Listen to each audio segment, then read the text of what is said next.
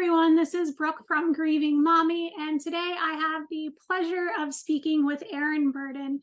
Erin is a mother who lost her daughter Dakota in 2018, and she has graciously agreed to come and share her story with us today.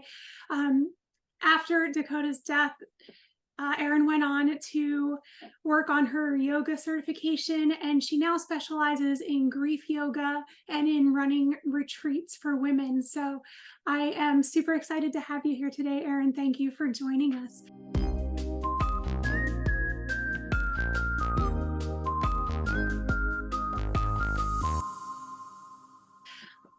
I was just wondering, I guess, if we could start out, if you could tell everyone your grief story so they can get to know you a little bit. Sure. Well, Dakota was my youngest daughter. She was 23 when she left. I don't like using the D word much, the dying word, whatever. I don't like using that. So she just left, and I'm happy. I feel more at peace with that. We were back in South Africa when we got the news. She was in Canada. We were on holiday there. We were thinking, oh, maybe we move back to Zimbabwe or South Africa. We were looking at it. And I'd literally been in Cape Town about 3 or 4 days, and then we got the news, which blew me away. It blew me away that she wasn't alive. I mean, it was just horrible. I think all of us moms remember that horrific time when we got that call, and our call came through at like 3 in the morning. I don't know what time it was here in Canada, but for me in South Africa, it was 3 in the morning, which is like the most devastating thing that ever happened. And we were staying in an Airbnb, but there was other people on the property too. And because of the crime in South Africa, my husband said, Erin, I've got news, don't scream. Mm-hmm. And he just said, Dakota's dead. And I couldn't believe it. I just took in a big breath. I don't even know if I would have had it in me to be able to scream, because I lost my breath and I lost my voice for like so long. And I couldn't believe it. And the first thing I just said, well, thank you, God, that I had her for so long. And I mean, that was the biggest, it still takes my breath away. I even said that today on Instagram. It takes my breath away that she's still not here. When I think about it, that just like, it like upsets me so much, so yeah, it's definitely not something you get used to. It's horrible. I don't wish this pain on anyone, because as much as I've worked on my pain and everything, the loss is always there. It's like a slap in the face every day. You're like, she's not here. Definitely. What am I going to do with that slap in the face?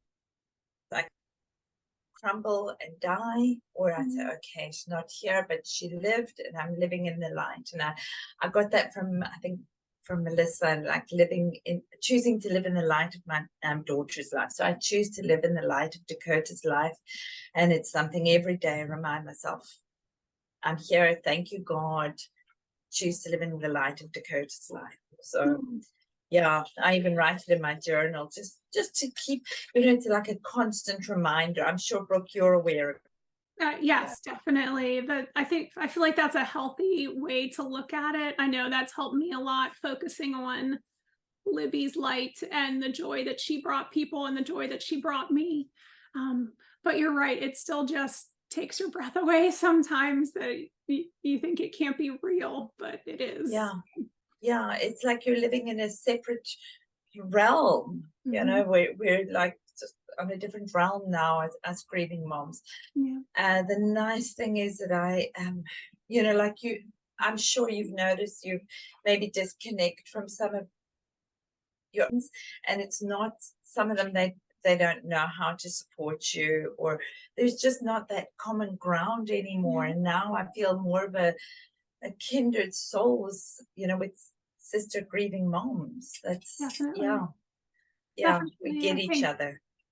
Well, I think that's that's the reason that I run my YouTube channel and do the things that I do is because there are so many people out there that just say, you know, thank you for sharing, because it's so nice to hear other people going through the same thing, because you do feel so isolated and alone, even though there are sadly so many other people out there that have gone through it, but you don't realize it until it happens to you, because you know there aren't a lot of people talking about it really. But Yeah, you're right, yeah, it's definitely that's like a right. sisterhood. So Yeah, it's a crappy club to be in. definitely the worst. The worst, but it is full of amazing people I've found, like Yeah. yourself, that are doing things to help other people and finding ways to cope. So kind of along those lines, can you tell me the story of how you got involved in yoga? Because I think Dakota had something to do with that, right? Yes, Dakota was one of my, well, I've got three daughters, okay? And can you imagine being in a house with three teenage girls? I nearly went mad, okay? But it was either like I was going to be drinking wine or I was going to do a bit of yoga. And even though like our church, and I would pray the whole time, but our church said, no, yoga is not, not the Christian thing to do in that. And, Dakota was into the yoga and other stuff. And I thought, oh my gosh, I'm just going to do it. I'm going to be like the way I used to say, I could be doing worse things. I could be doing heroin or other things to calm myself down instead of doing yoga. But then I got an injury and I had to do yoga. So that was a good thing. Like then, but I saw like once my injury was gone, how good I actually felt with it. And then I just said, you know what, if Jesus is going to strike me down for doing yoga, then here I am. Just strike me down, God, and then I'll be done, Yeah, there could be much worse things. Exactly. I eventually started our teacher training together, and that was good. That was really good. That was towards the end of 2017, and then she left, and I didn't want to carry on with the same studio. I didn't want to go back to being in the group with people that I was with here in Nanaimo. I didn't want to have to, like, people ask, where's Dakota? I couldn't deal with that. And so I looked at the I'll go. Now, obviously, we'd come back to back to Canada. We'd done this service and everything, and months in bed. And I started looking around, thinking, okay, let me see what I can do. And I started looking. I thought, oh, maybe I'll go back to South Africa and finish it there for us.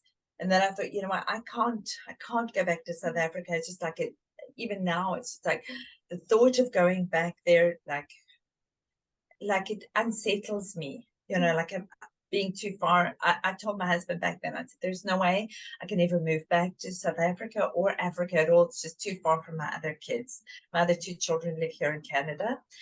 But Dakota always used to say, oh, Mom and Dad, go to Mexico. You're going to love it there and everything. So many, people living that have had to immigrate from Africa always like a lot of us have yearning in our heart just to go back. And I thought, okay, Dakota said, look at Mexico. So I looked and I thought, let me look at the Mexico, what they've got to offer for yoga teacher training. And I found this beautiful woman online. She just had a beautiful smile, Ariel. I love Ariel.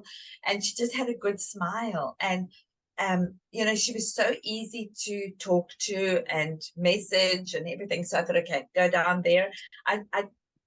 Charles and I had been to Mexico, but we'd been to Cancun. So now I was going a place on my own 8 months after my daughter had left. And I went to Playa del Carmen and I did my teacher training with Ariel. And it's so funny because she said to me, then I told her my daughter died and this is why I'm coming. She said, oh, that's fine. And then she just said to me when we first met, she said, did your daughter have like shorter blonde hair? Like, yes, why? And she, no, but obviously maybe Dakota visited her or something. There's a lot of people that, they get visits, but she never said anything. I'm just wondering. But I finished the teacher training for us, and yeah, I came back to Canada. It was a couple of, about 6 weeks down in Mexico by myself. I think it was. I can't even remember how long it was, because you're living in this altered universe. That's how I feel. And I came back, And this one old lady said to me, shouldn't call her old, this one young lady in her 60s said to me, could I, do some teaching with her? And I think it was just, she was helping me and I was helping her. And it was just like great connection for me to be able to go and do the yoga and teach her. She'd lost her son-in-law and she'd lost her husband. So she said I was helping her, but really I feel she was helping me. Surrender's amazing. And she's of the Sikh faith, and she said to me, maybe this is your dharma. And I got like really annoyed. I thought, no, that's rude. She's telling me this is what I thought with dharma and karma was the same thing. But I realized like dharma is the way, your path in life. Now that I've gone further into it, dharma is your path in life. And I feel back then I was just like, oh, how could you say that to me? But yeah, I think, Dakota got me started on this, and maybe this is my dharma. This is my path in life. Well, not maybe. This is my path in life. But when I was in Mexico, I don't know how, but I found Casa Om. This is where I'm running my retreat in Mexico. I found Casa Om. Obviously, you know what? I don't think things just happen. I think like Dakota helps me to find these things, so Dakota, I believe she really put me in touch with Casa Om, and it's in Puerto Morelos, and my friend and I went on a collectivo to go there, and I said, oh, I'm going to run a retreat for grieving moms here. And that was in 2018. I said, I'm running this retreat for grieving moms here. And now I've got my first retreat coming up. But I realized, okay, I couldn't just do grieving moms. So I said, okay, fine. Because I put it out to the market of the grieving moms. Didn't have anyone sign up. Okay. And then a lady found me on Instagram. Her daughter had said to my daughter, like, get in touch with mom, and they put us together. And she said, I have to come on your retreat. And it's just like, wow, that's amazing. This social media, and it seems our kids from the other side are using social media to put us in touch. Yeah, it sounds crazy, but yeah. So I believe so much of Dakota's around me a lot of the time. I feel her a lot of the time when I'm doing the yoga. And, I've had other women sign up because eventually I said, okay, I'm just going to open it up to anybody that's over 40. And then I've had other women, they're all grievers. So this is beautiful. Have you been to Mexico, Brooke? I have not. No. It is. I would love to visit. I looked at the retreat actually, but I'm a teacher, so it's hard to get off at that time of the year. But if you ever do a summer one, I'll be there. Well, the thing is, the reason I chose specifically those days is it's around the Day of the Dead. And in Mexico, I love how they celebrate their dead people. If you please go, if you want to see like that movie Coco, it shows them that they build an altar for their dead loved ones, and then there's they say that during it runs over a few days, and it's very specific. Like, okay, these people will at this sort of time. So the veil is apparently the thinnest for them to make themselves seen or known and that. So I specifically chose the Day of the Dead to run the retreat, and anybody that's into this woo-woo sort of stuff, then come and do it with us. That makes sense. For me, it just makes sense. I feel I'm a Christian and more now, because I feel, okay, I feel settled. Dakota's with Jesus. I can breathe easy about that. My faith in that is that I know where Dakota is, and she's safe. She's doing what she's meant to be doing, and I have to just be thankful for that. But I feel I'm more because now I'm. Dakota always used to say, we are all just one mom. We're all just energy. And then when she would say that to me, I was like, oh my gosh, what is she up to? All into this witchcraft stuff. Like now here's me, I'm wearing scented stuff, essential oils around in a necklace. So I smell it do yoga. I got all the crystals and the beads and everything. And I believe in the energy, and I realized Dakota's right. You know, we are just all energy and we are all connected, you know. So my daughter taught me stuff, and when I started getting into it more, I realized, yeah, she was right, because she was also started with the color energy, which I now follow as well as much as I can, and the chakra system. And I'm a Christian and more. It's beautiful that you're still learning from her, you know. Yeah, amazing. So you had said, I think you said it was about 8 months after Dakota had passed before you went to the teacher certification training. Yeah. Which I loved hearing, because I know I just talked in a video about how so many people say not to make any major decisions or do anything big for like at least a year, and I totally ignored that and made a bunch of big decisions, and I feel like that was the right move for me. So I feel it's kind of validating to hear you say that, because there's just something that you kind of feel in your gut and you know it's right. And I love the fact that you went for that, you know, and didn't kind of wait. I think our kids guide us, you know.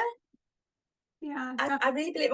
Can I ask you what decisions crazy things you did? Mine was more relationship. I was married and I ended that marriage right after Libby died, and it was something that I had been contemplating. We had been working through things, and then as soon as Libby died, it was just like, I mean, it was clear as could be. I was just like, I need to do this, and there was no question about it anymore.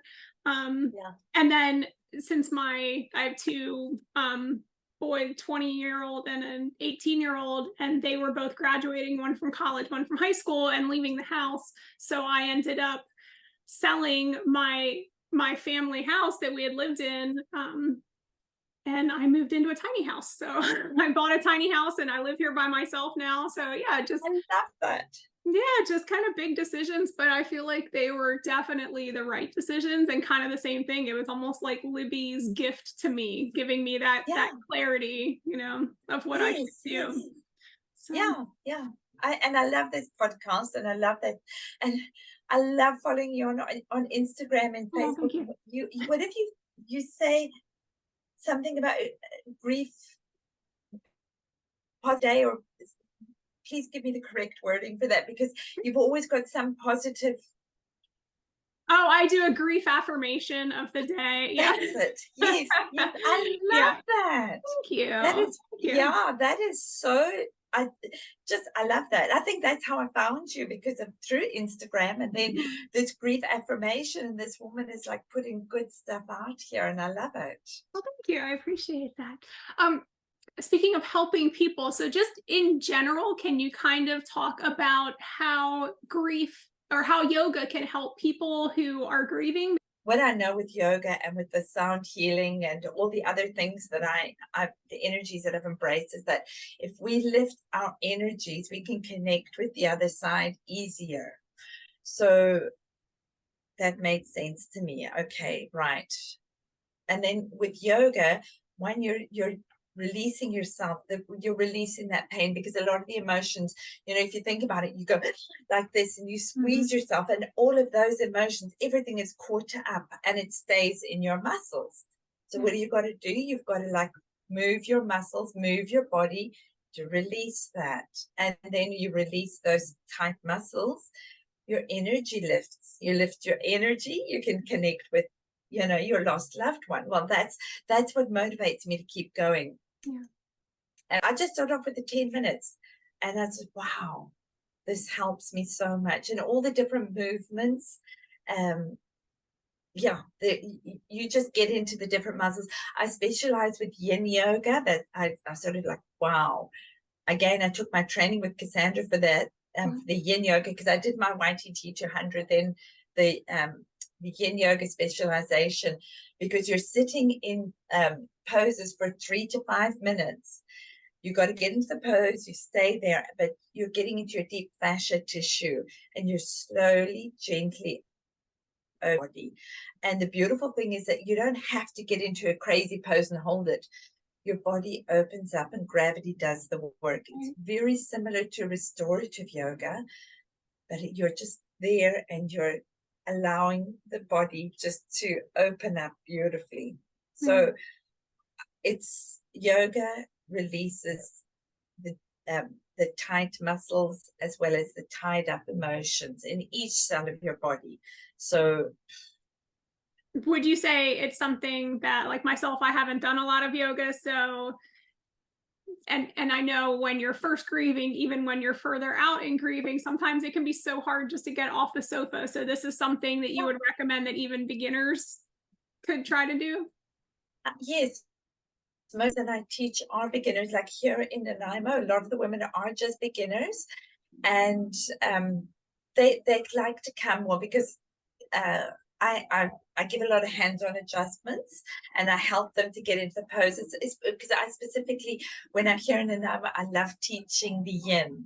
So then I've got props and I tell them to bring props. So it's good, you know, like because then they realize, oh, they don't really have to do too much. They feel, you know, once the props are in the right place, that they feel better, their body opens up. And it's great. Yeah, I recommend it for everybody. Okay. And we are going to try, I believe, a little bit of yoga practice here together. Yes. So yeah, Yes. Yeah. Before we do that, do you have any just kind of general advice, having gone through what you went through? Is there anything just in general that you'd like to say to grievers, you know, things that may have helped you deal with your grief other than yoga, or any advice that you have for people? Okay, the one of the best pieces of advice that I was being given was to start with your body. Once you start fixing your body, then everything else comes up. So start with your body, drink water. I mean, these are just small things that I started with, but my therapist said start with your body, drink water, start using probiotics and sauerkraut. Or if you don't want to take those in, get yourself a good probiotic. But I mean, I'm fine. I buy a kefir and I like have 3 spoons a day. I have a spoon of sauerkraut. And what he explained to me was that if you get your mind and your body, your gut right, then it goes through to your mind and everything, and it can help. And I mean, I know these all sound crazy things. And if you can't do yoga, you know, a little bit of walking. I swear, the walking, the yoga, and the little bit of implementing the food, all the probiotics have helped me. Yeah, makes a big difference. Yeah. Good advice. All right. So let's do this.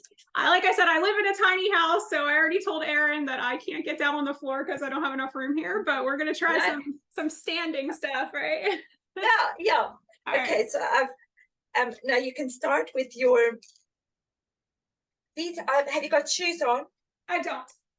Okay, good. So lift up. You can take your toes slightly together and the heels apart, so it's like a V. Okay. Big toes together, up off the floor, and then spread your toes wide, and then put them down one at a time. Okay. Because you've got to get a really good grounding, and we can just literally do 2 or 3 moves that are going to so help you. So you've got a good grounding. Stand tall. Allow the shoulder blades, lift them up, and then allow them to slide down your back. And we're going to just, first of all, invigorate or energize our body. So you can imagine the energy from your ground. And this is why I love teaching outside. Imagine the energy coming up through your feet, through your legs, through the torso, out through your arms to the crown of your head, and through the crown of your head. And you can close your eyes and you can just stand in your strength like this. And engage your belly, so you're taking it in towards the spine, but you can feel how strong your body is. And then let's just clasp our fingers and bring them through to our heart here. Have the thumbs facing up and put your hands on your heart. And just breathe into your strength. And I love to do affirmation yoga. You can repeat it, or you can just allow it to be repeated into your head. Okay. I have all the answers within me. Breathe in and out through your nose. When you're breathing in, take long, deep belly breaths. And then breathe out through your nose. Close your throat. I have all the answers within me. I love that.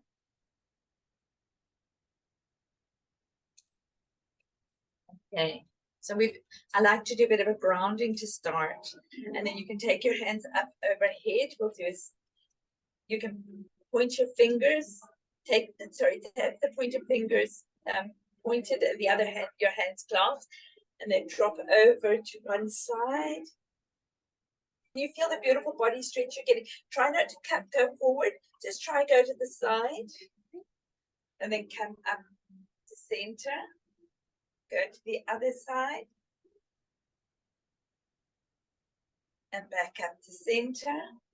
And then you can go slightly backwards. So you can feel a little bit of an opening in your chest, but don't allow your head to drop back. And then come back up to center. Take your feet about just more than hip width apart. You can drop your hands down. Then inhale your arms up, have a slight back bend, and then exhale. And as you exhale, you can feel that you're skiing. So inhale, slight back bend, and exhale. And have a harsh exhale through your mouth.